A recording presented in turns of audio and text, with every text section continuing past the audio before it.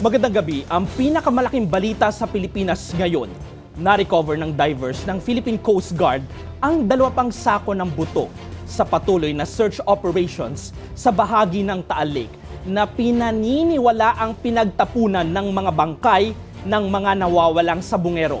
Matyagang inabangan ng ilang mga kaanak ang retrieval operations sa pag-asang mahanap ang labi ng mga biktima. May balitang A to Z, si Ace Cruz. Pumasok lang siya sa bahay namin tapos hindi siya nagsasalita basta ang ano lang niya is basabong katawan niya. Yan ang panaginip ng kapatid ng isa sa mga nawawalang sabungero na si Mark Fernandin ilang araw bago isiniwalat ng testigo si Julie Patidongan na itinapon umano ang mga biktima sa lawa ng Taal. Kaya't nang mabalitaan na nagkasa ng search and retrieval operations ay hindi nagdalawang isip ang mga kaanak na bumiyahe sa Batangas. Parang may connection yung panaginip ko na dito sila inilagay. Kasi syempre tubig, di ba? Pasado alas 2 ng hapon ng Biyernes, nagkasa ng operasyon ng Philippine Coast Guard o PCG, katuwang ang National Bureau of Investigation at Philippine National Police. Nagpapatuloy ang search and retrieval operations ng mga personnel ng Philippine Coast Guard at ilang pang ahensya ng gobyerno at nasa likuran ko ngayon itong mga technical drivers na sumisid. 72 feet ang lalim dito yan sa lawa ng Taal at mula dun sa 4 na unang nakitang sako ay meron ng 2 na na-retrieve sila at ito nga ay pinaniniwalaan naglalaman ng mga buto ng ilan sa mga nawawalang sabungero.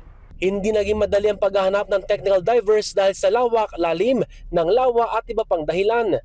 Medyo maburak yung ilalim ng tubig. So, ibig sabihin, yung visibility ng ating tubig sa ilalim ay makakahamper po dun sa operations. And of course, napapansin naman po natin kada hapon ay medyo masama ang panahon. Mag-alas 4 na ng hapon ang bumalik ang technical divers bit-bit ang 2 cadaver bags. Dito na nakaabang ang iba pang kaanak na mga nawawalang sabungero gaya ni Nanay Maricel. Nagpapasalamat po ako at unti-unti na nagkakali na mga pupunta akong anak. Ayon sa PCG, iti-turn over ang mga na-recover nilang buto sa Department of Justice o DOJ na siyang lead agency sa investigasyon. Huwebes na unang makarecover ng sako ng buto ang mga otoridad. Tila sunog ang mga ito ngunit kailangan pang idaan sa forensic analysis para makumpirma. Yung pag-validate at pag-verify kung ito po bang nakuha nating mga subjects or items ay pwede po natin gamiting ebidensya. Yun po ay nakadepende po sa kanila. Nasa DOJ na rin ang desisyon kung sino ang magsasagawa ng DNA analysis para makumpirma kung ang mga na-recover ay talaga bang buto ng mga tao o hindi. Para sa Balitang A to Z, Ace Cruz.